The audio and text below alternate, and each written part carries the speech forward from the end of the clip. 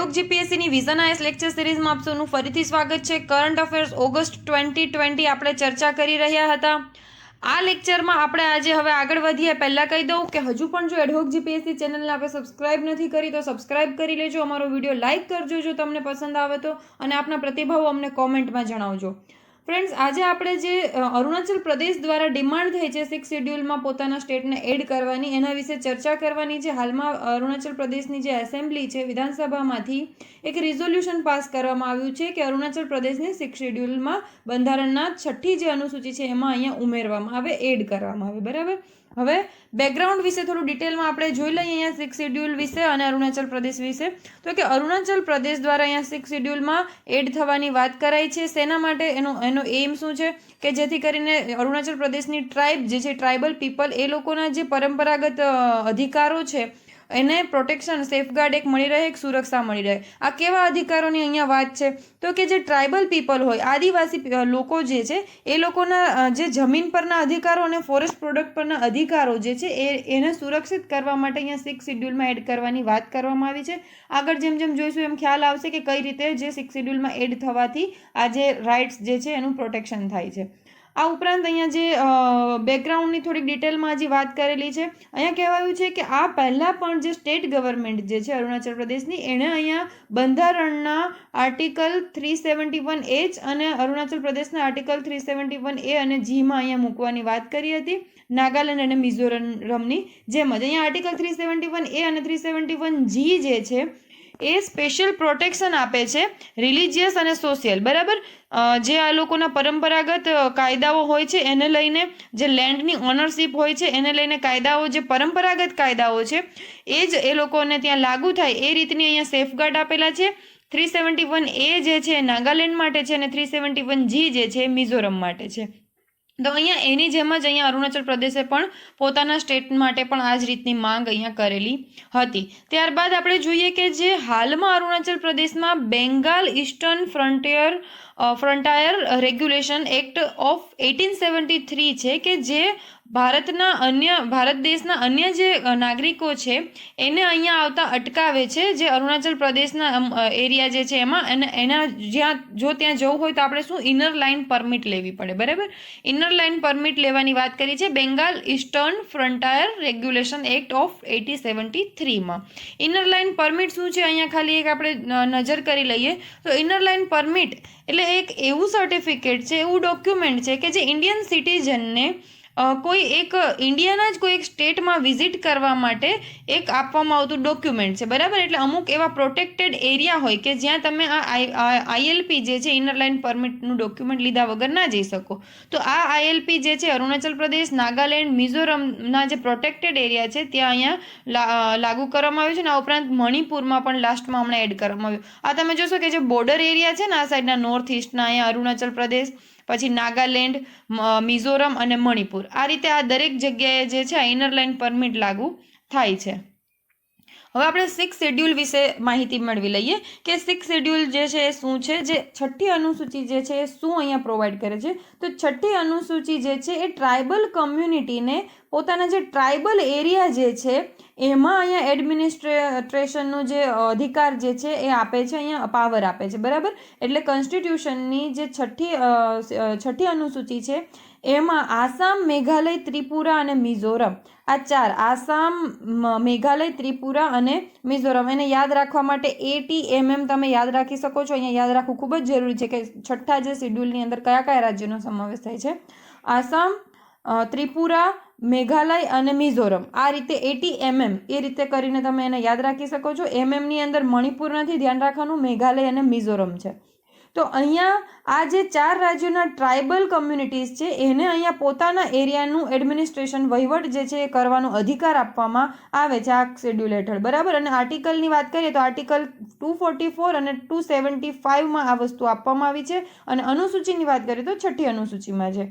તો હવે આર્ટિકલને ડિટેલમાં અહીંયા આપ્યું છે કે આર્ટિકલ 244 જે છે એ સ્પેશિયલ સિસ્ટમ ઓફ એડમિનિસ્ટ્રેશન એટલે વહીવટ ચલાવવાની એક સ્પેશિયલ સિસ્ટમ પ્રોવાઈડ કરે છે સર્ટેન એરિયામાં, બરાબર છે, જે શેડ્યુલ એરિયા જે છે, ટ્રાઇબલ એરિયા છે એમાં, કે આ રીતનું વહીવટી ટ્રાઇબલ જે છે એ ટ્રાઇબલ કમ્યુનિટી કરી શકે છે। અને સ્ટેચ્યુટરી જે ગ્રાન્ટ્સ, એ લોકોને ફંડિંગ જે આપવાની વાત છે એ અહીંયા ચાર્જડ ઓન કન્સોલિડેટેડ ફંડ, આ મેઇન અહીંયા એનો ફાયદો છે કે આ કન્સોલિડેટેડ ફંડ ઉપર ચાર્જડ ફંડ છે. એટલે ચાર્જડ જ્યારે ગ્રાન્ટ હોય ને ત્યારે તમને ખ્યાલ હશે કે કોઈ પણ આપણે એવી ગ્રાન્ટ જ્યારે ચાર્જડ હોય કે જે કન્સોલિડેટેડ ફંડ ઉપર ચાર્જડ હોય એ લેવા માટે પાર્લિયામેન્ટની કોઈ પણ પ્રકારની મંજૂરીની એટલે કે મતદાન જે છે એ થતું નથી, કારણ કે અહીંયા બંધારણમાં એને ચાર્જડ આપેલું છે. જેમ કે આપણે સુપ્રીમ કોર્ટના જજ છે એની સેલેરી કેવી છે તો કે કન્સોલિડેટેડ ફંડ ઉપર ચાર્જ છે. એટલે એ સેલેરી કાઢતી વખતે જે પાર્લિયામેન્ટના મેમ્બર્સ હોય છે એને અહીંયા મતદાન કરવાની જરૂર હોતી નથી, એ ડાયરેક્ટ અહીંયાથી કાઢી શકે છે. એવી જ રીતે સ્ટેચ્યુટરી ગ્રાન્ટ જે અહીંયા 275 હેઠળ આ ટ્રાઇબલ એરિયાને મળે છે એને પણ અહીંયા કન્સોલિડેટેડ ફંડ ઉપર ચાર્જ એટલે કે ભારિત નિધિ તરીકે ગણવામાં આવે છે. એટલે એ મતદાન વગર અહીંયા તમે ઉપાડી શકો છો. એટલે આ રીતે 244 અને 275ની અંદર શેડ્યુલ જે 6 છે અહીંયા લાગુ કરવામાં આવ્યું છે. ત્યારબાદ છે advantages of inclusion in 6 schedules. છઠ્ઠી અનુસૂચિમાં જો ઇન્ક્લુડ થાય કોઈ રાજ્ય તો એને કયા કયા ફાયદા મળે, તો અહીંયા આપ્યું છે ડેમોક્રેટિક ડિવોલ્યુશન ઓફ પાવર, એક લોકતાંત્રિક પાવર મળે એ લોકોને. Promote the distinct culture of the region, એ જે તે ક્ષેત્રનું જે કલ્ચર હોય છે એક અલાયદું કલ્ચર એનું પ્રમોશન થાય અને એને સંરક્ષણ પણ મળે. આ ઉપરાંત તેની જે ટ્રાઇબ છે એ લોકોના કૃષિ અધિકારો, એ લોકોના જમીન અધિકારોનું પ્રોટેક્શન થાય અને એમને થોડુંક ફંડિંગ પણ મળી શકે જેથી કરીને એરિયાનું ડેવલપમેન્ટ થાય. હવે આપણે ફીચર્સ જોઈ લઈએ 6 શેડ્યુલના. તો ઓટોનોમસ ડિસ્ટ્રિક્ટ કાઉન્સિલની અહીંયા વાત કરી છે એડીસી. આ ઓટોનોમસ ડિસ્ટ્રિક્ટ કાઉન્સિલ જે છે એ ડિસ્ટ્રિક્ટને રિપ્રેઝેન્ટ કરતી એક બોડી છે કે જેના કોન્સ્ટિટ્યુશન દ્વારા અમુક ઓટોનોમી રાજ્યની વિધાનસભાની હેઠળ આપવામાં આવી છે. રાજ્ય વિધાનસભા હેઠળ અમુક ઓટોનોમી આ એડીસીને બંધારણ દ્વારા આપવામાં આવી છે. આ કોન્સ્ટિટ્યુશન દ્વારા જ અહીંયા એને અમુક ઓટોનોમી અપાય છે. ત્યારબાદ છે ઓટોનોમસ રિજિયન. તો આ ગવર્નર દ્વારા નોટિફાઈ કરવામાં આવે છે ઓટોનોમસ રિજિયન. ઓટોનોમસ રિજિયન શું છે હું કહું તો સપોઝ કે આ એડીસીના અંતર્ગત આવતું આ ક્ષેત્ર છે, બરાબર. આની અંદર અલગ અલગ ટ્રાઇબ્સ જે છે એ અહીંયા રહે છે. એટલે આના કારણે ગવર્નર શું કરશે કે આ અલગ અલગ ટ્રાઇબને એક એરિયાને પણ અલગ અલગ એરિયામાં ડિવાઈડ કરીને નોટિફાઈડ એરિયા તરીકે જાહેર કરશે કે જ્યાં અલગ અલગ પોતપોતાનું ઓટોનોમસ એડમિનિસ્ટ્રેશન જે છે એ ચલાવી શકે. અને અહીંયા આ કાર્ય કોના દ્વારા થશે? ગવર્નર દ્વારા થશે, બરાબર. ત્યારબાદ આપણે વાત કરવાની છે લેજિસ્લેટિવ પાવર. લેજિસ્લેટિવ પાવરની વાત કરીએ તો એડીસી જે છે ઓટોનોમસ ડિસ્ટ્રિક્ટ કાઉન્સિલ એ અહીંયા એમ્પાવર છે, એને અહીંયા શક્તિ મળેલી છે કે એ લેજિસ્લેટિવ લો કાયદા જે છે એ બનાવી શકે છે ગવર્નરના અપ્રુવલ દ્વારા. ત્યારબાદ limitation to power of parliamentary or state legislature over autonomous region. આ ઓટોનોમસ રિજિયન જે હશે આ ઓટોનોમસ રિજિયનમાં સંસદ અને રાજ્ય વિધાનસભાના જે અમુક કાયદા કાનૂન જે છે એ જો એડીસી ચાહે તો લાગુ ના પણ કરે અને અમુક જે મોડિફિકેશન સાથે લાગુ કરે. અને આ પણ કાર્યકોના દ્વારા ગવર્નરના એક અપ્રુવલ દ્વારા કાર્ય કરવામાં આવશે. ત્યારબાદ જ્યુડિશિયલ પાવરની વાત કરીએ તો કાઉન્સિલ જે છે એ વિલેજ કોર્ટ બનાવી શકે છે અને એના જ્યુરિડિક્શનમાં ત્યાં જે ટ્રાઇબ્સ છે એના કેસીસ જે છે એ આવશે. ગવર્નર ઈચ્છે તો હાઈકોર્ટને આ કેસીસનું જ્યુરિડિક્શન કેટલું અને કેટલી હદે એ ડિસાઇડ અહીંયા ગવર્નર કરી શકે છે. તો આ થયું જ્યુડિશિયલ પાવરનું ઓટોનોમી. ત્યારબાદ આ એરિયાની ઓટોનોમીમાં રેગ્યુલેટરી પાવરની વાત કરીએ તો ત્યાંની પ્રાઇમરી સ્કૂલ, ડિસ્પેન્સરીઝ, માર્કેટ, ત્યારબાદ ફેરીઝ, ફિશરીઝ, રોડ્સ આ દરેકનું જે રેગ્યુલેશન જે છે એ કાઉન્સિલ દ્વારા કરવામાં આવે છે, ડિસ્ટ્રિક્ટ કાઉન્સિલ દ્વારા. ટેક્સ રેવન્યુ કલેક્શન પણ જે છે અહીંયા એ કાઉન્સિલ જે છે ટેક્સ કલેક્ટ પણ કરી શકે છે અને અમુક સર્ટેન સ્પેસિફાઈડ જે ટેક્સ છે એને ઇમ્પોઝ એટલે કે એને લાગુ પણ કરી શકે છે. Grant in aid from the consolidated fund of ઇન્ડિયામાંથી આવે છે એ અહીંયા કાઉન્સિલ રિસીવ કરે છે અને અલગ અલગ સ્કીમનું જે ડેવલપમેન્ટ જે છે હેલ્થ કેર, એજ્યુકેશન એનું એ કરે છે.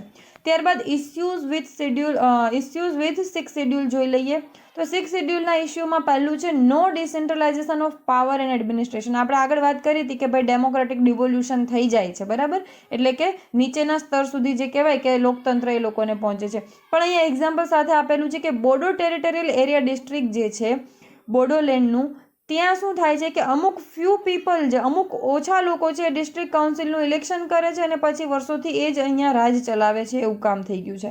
આના કારણે જે મેઇન એમ ડિસેન્ટ્રલાઇઝેશનનો હતો પાવર અને એડમિનિસ્ટ્રેશનનું એ ડિસેન્ટ્રલાઇઝેશન થઈ શક્યું નહીં. ત્યારબાદ legislative power of state over કાઉન્સિલની વાત કરીએ તો આ કાઉન્સિલ જે છે એને અહીંયા દર વખતે જે લો બનાવે છે એ વખતે ગવર્નરનું અહીંયા એસેન્ટ એટલે કે એની મંજૂરી લેવી જરૂરી છે. આ ઉપરાંત જ્યારે કોન્ફ્લિક્ટ થાય છે ડિસ્ટ્રિક્ટ કાઉન્સિલ અને સ્ટેટ લેજિસ્લેચર વખતે, એ વખતે જે સ્ટેટ લેજિસ્લેચર છે એને અહીંયા ઉપરી ગણવામાં આવે છે, એટલે કે એને અહીંયા પહેલાં માન્ય ગણાશે. એટલે આ લેજિસ્લેટિવ પાવર જે છે એનું પણ કહેવાય કે કાઉન્સિલનો પાવર ઓછો થઈ જાય છે. Conflict in discretionary power of ગવર્નરને અહીંયા વિવેકાધિકારો આપી દેવાયા છે, એટલે મનગઢત રીતે પોતાનું અહીંયા કામ કરી શકે એમ છે. Lack of confidence in customary laws, જે પરંપરાગત કાનૂનો હોય છે જે તે ટ્રાઇબના, બરાબર, એ અહીંયા લાગુ થાય. પરંતુ આ જે કાયદા કસ્ટમરી લોઝ છે એને કોડિફાઈડ નથી કરેલા, એટલે એને કોડિફાઈ કરવાની જરૂર છે કે એક વ્યવસ્થિત રીતે લખી અને પછી એનો પ્રેક્ટિકલ યુઝ શક્ય છે, ત્યાં સુધી એ શક્ય નથી. લેક ઓફ સ્કિલ્ડ પ્રોફેશનલ, આ કાઉન્સિલ જે છે એમાં પ્લાનિંગ પ્રોફેશનલનું લેક અહીંયા આપણને ઓછા જોવા મળે છે. ફાઇનાન્શિયલ ડિપેન્ડન્સી જે છે એ કાઉન્સિલની સ્ટેટ પર છે. કન્સોલિડેટેડ ફંડમાંથી સ્ટેટને પૈસા તો મળી જાય છે, પણ પછી ઓટોનોમસ કાઉન્સિલ સુધી પહોંચતા એ અહીંયા સ્ટેટ ગવર્મેન્ટથી વાર લાગે છે. એટલે અહીંયા ફાઇનાન્શિયલ ડિપેન્ડન્ટ છે કાઉન્સિલ કોના પર? સ્ટેટ ગવર્મેન્ટ પર. ત્યારબાદ લેક ઓફ ડેવલપમેન્ટ, અહીંયા 6th શિડ્યુલ જે છે એને આપણે એ રીતે બનાવવામાં આવ્યું હતું કે ભાઈ જે તે એરિયાનું ડેવલપમેન્ટ સારી રીતે થાય. પણ અહીંયા આપણને જોવા મળે છે કે જે 6th શિડ્યુલ એરિયા જે છે એનું એમાં પંચાયતો અને એ બધું ના હોવાથી મનરેગા જેવી સ્કીમ જે છે એનું ઇમ્પ્લિમેન્ટેશન પણ થઈ શકતું નથી સારી રીતે, બરાબર. એટલે પીપલ લેવલ પરનું જે ઇમ્પ્લિમેન્ટેશન છે થઈ શકતું નથી. કરપ્શન જે છે આપણને અહીંયા ફાઇનાન્શિયલ મિસમેનેજમેન્ટના કારણે જોવા મળે છે. ત્યારબાદ વે ફોરવર્ડ જોઈ લઈએ. વે ફોરવર્ડની વાત કરીએ તો અહીંયા એવું સજેશન આપવામાં આવ્યું છે કે ભાઈ ક્રિએશન ઓફ ઇલેક્ટેડ એક વિલેજ કાઉન્સિલનું ક્રિએશન કરવાની જરૂર છે કે જેનું રેગ્યુલર ઇલેક્શન કરવામાં આવે, બરાબર. અને આ વિલેજ કાઉન્સિલ જે છે એ ગ્રામ સભાને અકાઉન્ટેબલ હશે, બરાબર. એને ઉત્તરદાયી જવાબદેહ કોને હશે? ગ્રામ સભાને, વિલેજ કાઉન્સિલ. અને એનું રેગ્યુલર ઇલેક્શન જે છે સ્ટેટ ઇલેક્શન કમિશન દ્વારા થવું જોઈએ. વુમન અને બીજા જે એથેનિક માઇનોરિટી ગ્રુપ છે એને પણ જે કાઉન્સિલ છે એમાં અહીંયા સદસ્ય બનાવવા જોઈએ અને એ લોકોને વધારે પ્રેફરન્સ આપવું જોઈએ કે જેથી કરીને એ લોકો એક્સક્લુડ ના થાય. બ્રિંગ ટ્રાન્સપરન્સી, એક પારદર્શિતા લાવવાની પ્લાનિંગમાં અને implementation of monitoring of development પ્રોગ્રામનું જે ઇમ્પ્લિમેન્ટેશન અને મોનિટરિંગ છે એમ જ પ્લાનિંગ છે એમાં અહીંયા પારદર્શિતા લાવવાની જરૂર છે. ત્યારબાદ આપણે જોઈએ કે 5th શિડ્યુલ ઓફ કોન્સ્ટિટ્યુશન વિશે વાત કરી છે. 5th શિડ્યુલ 5મી અનુસૂચિ અને 6ઠી અનુસૂચિ વચ્ચે સ્ટુડન્ટને નોર્મલી અહીંયા કન્ફ્યુઝન થતું રહે છે, જે અહીંયા આપણે અલગ કરવાનું છે કે ભાઈ કોઈ જ પ્રકારના કન્ફ્યુઝ થવાની જરૂર નથી. એ બે ઘણા બધી રીતે અલગ પડતા જોવા મળે છે. 5th શિડ્યુલની વાત કરીએ તો 5th શિડ્યુલ જે છે એ અસમ, મેઘાલય, ત્રિપુરા અને મિઝોરમ, આપણે જે 6th શિડ્યુલમાં વાત કરી હતી ATMM એ રીતે યાદ રાખવાની વાત કરી હતી કે ATMM એ રીતે યાદ રાખી લેવાનું. અસમ, ત્રિપુરા, મેઘાલય અને મિઝોરમ. તો આ ATMM સિવાયના રાજ્યો છે એના જે ટ્રાઇબલ એરિયાઝ છે એનું એડમિનિસ્ટ્રેશન કરવાનું એના રિલેટેડ આ 5th શિડ્યુલ આપણને કોન્સ્ટિટ્યુશનમાં આપવામાં આવ્યો છે. અને અહીંયા 10 રાજ્યોના જે નોટિફાઈડ એરિયા છે એનો સમાવેશ થાય છે. એમાં આંધ્રપ્રદેશ, તેલંગાણા, છત્તીસગઢ, ગુજરાત, હિમાચલ પ્રદેશ, ઝારખંડ, મધ્યપ્રદેશ, મહારાષ્ટ્ર, ઓડિશા અને રાજસ્થાનનો સમાવેશ થાય છે. હવે અહીંયા પ્રેસિડેન્ટ જે છે એને અહીંયા એમ્પાવર કરવામાં આવ્યા છે આ રીતના એરિયા ડિક્લેર કરવા માટે. એટલે પ્રેસિડેન્ટ જે છે એને શક્તિ અપાઈ છે કે આ રાજ્યમાં કોઈ એરિયાને તમે શેડ્યુલ એરિયા તરીકે નોટિફાઈ કરો. અને ગવર્નર છે એ આ એરિયામાં કોઈ પણ પાર્લિયામેન્ટરી જે લો છે કે પછી સ્ટેટ લેજિસ્લેચરના લો છે એને ઇમ્પ્લિમેન્ટ કરવા કે નહીં અથવા તો કેટલા મોડિફિકેશન સાથે કરવા એનું જે શક્તિ છે એ ગવર્નર પાસે છે, બરાબર. એટલે જે તે એરિયાને નોટિફાઈ, જે શિડ્યુલ એરિયા તરીકે નોટિફાઈ કોણ કરશે? તો એ નોટિફાઈ કરશે પ્રેસિડેન્ટ. પણ પછી એ એરિયા શિડ્યુલ એરિયા બની ગયો ત્યારબાદ ત્યાં લો લાગુ કરવા, કેટલી હદે કરવા, કેટલા સુધારા સાથે, આ બધું ડિસિઝન ગવર્નર દ્વારા લેવામાં આવશે. ત્યારબાદ પેસાની વાત કરી છે, panchayat extension to schedule area act 1996. એટલે આ જે શિડ્યુલ એરિયા હશે આ શિડ્યુલ એરિયામાં પંચાયતી રાજના જે પ્રોવિઝન જે જોગવાઈ છે એ કઈ રીતે અને કેટલા મોડિફિકેશન સાથે લાગુ થશે એ આ કાયદામાં બતાવવામાં આવ્યું છે. હવે 6th શિડ્યુલ કઈ રીતે 5th શિડ્યુલથી અલગ છે એ જોઈ લઈએ. તો ઘણો બધો ડિફરન્સ જોવા મળે છે આપણને. 6th શિડ્યુલ જે છે એની કાઉન્સિલને ગ્રેટર ઓટોનોમી, એ જે એરિયા છે એને વધારે ઓટોનોમી મળે છે, જ્યારે 5th શિડ્યુલના એરિયાને જે છે ઓછી ઓટોનોમી અહીંયા આપણને જોવા મળે છે. એટલે લેજિસ્લેશનથી લઈ અને જે એડમિનિસ્ટ્રેટિવ પાવર હોય એમાં ઓટોનોમી 6 શેડ્યુલ એરિયાને વધારે છે, 5th શેડ્યુલને ઓછી છે.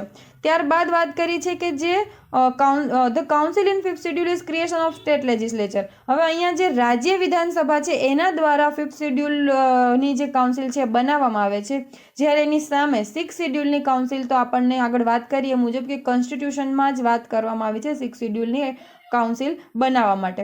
એટલે અહીંયા આને વધુ પાવર મળશે અને અહીંયા સ્ટેટ લેજિસ્લેચર થ્રુ પાવર મળતા હોવાથી 5th શેડ્યુલની જે કાઉન્સિલ છે શેડ્યુલ એરિયાની કાઉન્સિલને ઓછા પાવર મળશે. ત્યારબાદ ફાઇનાન્શિયલ પાવરની જો વાત કરીએ તો બજેટ પ્રિપેર કરવાનો અધિકાર 6th શેડ્યુલની કાઉન્સિલ 6th શેડ્યુલ એરિયાની કાઉન્સિલને છે, જ્યારે 5th શેડ્યુલ એરિયા કાઉન્સિલ હશે એને અહીંયા બજેટ બનાવવાનો કોઈ પણ પ્રકારનો અધિકાર નથી. ત્યારબાદ ફંડની વાત કરી છે કે કન્સોલિડેટેડ ફંડ ઓફ ઇન્ડિયામાંથી મળે છે. જે 6th શેડ્યુલ એરિયાની કાઉન્સિલ છે, 6th શેડ્યુલ છે, 6th શેડ્યુલ એરિયા છે એને આપણે કન્સોલિડેટેડ ફંડ ઓફ ઇન્ડિયાનું જે છે એમાંથી ફંડિંગ અહીંયા કરવામાં આવે છે. એટલે ફાઇનાન્શિયલ જે સ્કીમ્સ જે છે ડેવલપમેન્ટની, હેલ્થની, એજ્યુકેશનની, રોડની, એ બધી 5th કરતાં 6thમાં વધુ સારી રીતે અહીંયા ફંડિંગ મળતું હોવાથી વધુ સારી રીતે ઇમ્પ્લિમેન્ટેશન પણ કરી શકાય છે. તો આ હતો આપણો આર્ટિકલ. ત્યારબાદ આપણે હવે વાત કરવાની છે 1.5 નેશનલ રિક્રુટમેન્ટ એજન્સી વિશે. નેશનલ રિક્રુટમેન્ટ એજન્સીની વાત કરીએ તો યુનિયન કેબિનેટે હાલમાં નેશનલ રિક્રુટમેન્ટ એજન્સી NRA નું ગઠન કરવાનું અપ્રુવલ આપી દીધું છે. આ એક ઇન્ડિપેન્ડન્ટ બોડી હશે. એક્ઝામિનેશન ગવર્મેન્ટ જોબ માટેની જે એક્ઝામિનેશન લેવાની એક ઇન્ડિપેન્ડન્ટ બોડી હશે સેન્ટ્રલ ગવર્મેન્ટની, બરાબર. હવે અહીંયા વધારે ન્યૂઝમાં ડિટેલમાં જોઈએ તો NRA જે છે નેશનલ રિક્રુટમેન્ટ એજન્સી એ 2020ના યુનિયન બજેટમાં પ્રપોઝડ કરવામાં આવ્યું હતું અને CET કોમન એલિજિબિલિટી ટેસ્ટ જે છે એ અહીંયા NRA દ્વારા કન્ડક્ટ કરવામાં આવશે. કોના માટે CET?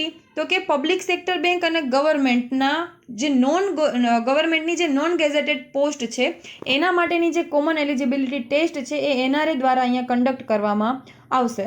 હવે અહીંયા ખાસ ધ્યાન રાખવાનું છે કે બીજા બધા બોર્ડને કંઈ એબોલિશ નથી કરવામાં આવ્યા કે એને અહીંયા રદ નથી કરવામાં આવ્યા, એ તો ઓલરેડી છે જ કન્ટિન્યુ. પણ કોમન એલિજિબિલિટી ટેસ્ટ એટલે કે એક પ્રાથમિક લેવલની જે પરીક્ષા જે છે એ ખાલી લેવાનું કામ NRAનું હશે, બરાબર. કી ફીચર્સ જોઈ લઈએ કે આ NRA જે છે શું હશે તો કે સોસાયટી હશે registered under the society registration act. Society registration act અંતર્ગત રજિસ્ટર થયેલી એક સોસાયટી હશે કે જે કોના રિપ્રેઝેન્ટેટિવ તરીકે કામ કરશે? Ministry of railway, ministry of finance, staff selection commission, RRB railway recruitment board અને IBPS institute of banking and personal selection આના રિપ્રેઝેન્ટેટિવ તરીકે જે છે NRA કામ કરશે. આ NRA જે છે એ CET વર્ષમાં 2 વાર લેશે, બરાબર. એટલે 6 મહિનામાં એકવાર CET આવશે અને એ અલગ અલગ ગ્રેજ્યુએટ લેવલની અલગ હશે, 12th પાસની અલગ અને 10th પાસની અલગ. એટલે આ રીતે અહીંયા તમે જોઈ શકો છો કે વર્ષની અંદર 6 એક્ઝામિનેશન જોવા મળશે. ગ્રેજ્યુએટ લેવલની 2 CET, 12thની 2 અને 10 પાસ પછીની 2 CET.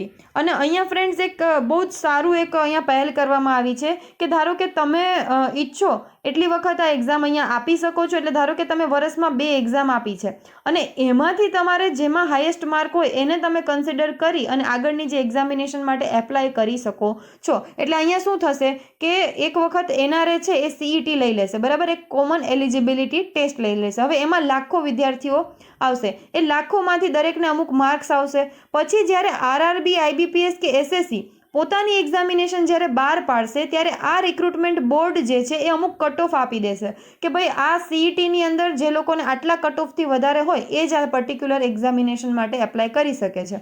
એવી રીતે તો તમે ધારો કે 3 વખત CET આપી છે, એમાં તમારો હાઈએસ્ટ કોર્સ જે માર્ક્સ છે એને તમે અહીંયા કન્સિડર કરી અને એપ્લિકેશન કરી શકો છો. એટલે આનાથી શું થશે કે જે રિડન્ડન્ટ જે એક્ઝામિનેશન થતી હતી RRBની ટાયર 1, IBPSની ટાયર 1, SSCની ટાયર 1, તો આ દરેકે આ એક્ઝામિનેશન જે છે હવે નહીં લેવી પડે. કોમન એક એલિજિબિલિટી ટેસ્ટ હશે જે આ દરેક બોર્ડ દ્વારા માન્ય હશે અને ત્યારબાદ આગળની જે પ્રોસિજર છે જે તે રિક્રુટમેન્ટ બોર્ડ દ્વારા કરવામાં આવશે, બરાબર. એટલે હાલમાં સ્ટાર્ટિંગમાં 3 એજન્સી જે છે એની સાથે જ અહીંયા કોલેબોરેશન છે, ત્યારબાદ આગળ એને પછી વધારવામાં આવશે. હવે આ જે એક્ઝામ છે 12 ભાષામાં લેવામાં આવશે. Examination will be conducted in 12 language, બરાબર. 12 ભાષામાં તમે સીઈટી આપી શકશો અને આનો જે સ્કોર છે એ 3 વર્ષ સુધી તમારો વેલિડ ગણાશે. તમે ધારો કે 2020માં એક્ઝામ આપી છે તો તમે 2020માં આપેલી એક્ઝામ 2023 સુધી તમે અહીંયા એને વેલિડ ગણી શકો છો. અને એમાં પણ 2023 સુધી તમે ધારો કે 3 વર્ષમાં તમે 6 વાર પરીક્ષા આપી સેટ સીઈટી, એમાંથી 6 વારમાંથી જેમાં હાઈએસ્ટ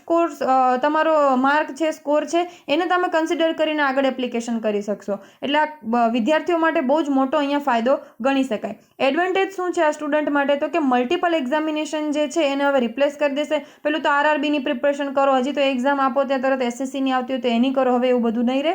મલ્ટિપલ એક્ઝામિનેશન અહીંયા જે છે એ હવે રિપ્લેસ થઈ જશે ને એક જ એક્ઝામિનેશન લેવામાં આવશે. એટલે મલ્ટિપલ ટાઈમ જે સ્ટુડન્ટ્સને જવું પડતું હતું એ નહીં થાય.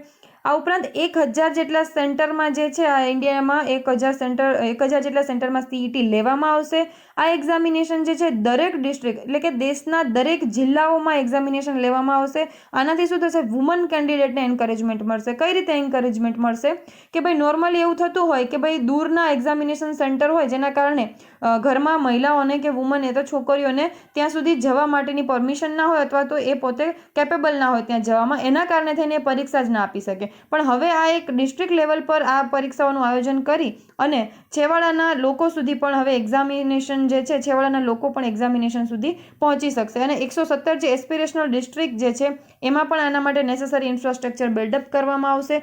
ફાઇનાન્શિયલ બર્ડન જે છે એ હવે દરેક બોર્ડ પર પણ ઘટી જશે. આટલી બધી એક્ઝામિનેશન કન્ડક્ટ કરવું, આટલા બધા એક્ઝામિનેશન સેન્ટર જે છે એને મેનેજ કરવા, આના માટે જે ફાઇનાન્શિયલ બર્ડન હતું એ પણ અહીંયા ઓછું થઈ જશે. અને અવેરનેસ જે ફેસિલિટી જે છે એ પ્રોવાઈડ કરવામાં આવશે કે જેથી કરીને છેવાડાનો માનવી પણ જે ઓનલાઈન એક્ઝામિનેશન સિસ્ટમ જે છે એનો ફાયદો ઉઠાવી અને અહીંયા પરીક્ષા આપી શકે. હવે આ ઇન્સ્ટિટ્યુશન જે છે એનું એડવાન્ટેજ આપણે વાત કરીએ તો શું છે? તો કે જે આ અલગ અલગ વિવિધ ઇન્સ્ટિટ્યુશન્સ જે એસએસસી છે, આરઆરબી છે, આઈબીપીએસ છે, એને અહીંયા શું ફાયદો? પહેલાં આપણે જોયું કે સ્ટુડન્ટને શું ફાયદો, હવે અહીંયા આ લોકોને શું ફાયદો? તો અહીંયા જે વાત કરીએ કે જે કોસ્ટ ઓફ સ્પેન્ડિંગ જે છે એક્ઝામિનેશન સેન્ટરને અહીંયા સેટઅપ કરવા માટેનું જે કોસ્ટ હશે એ અહીંયા ઘટી જશે. દર વર્ષે જે એક્ઝામિનેશન લેવામાં આવતી હતી એનું કોસ્ટ ઘટી જશે.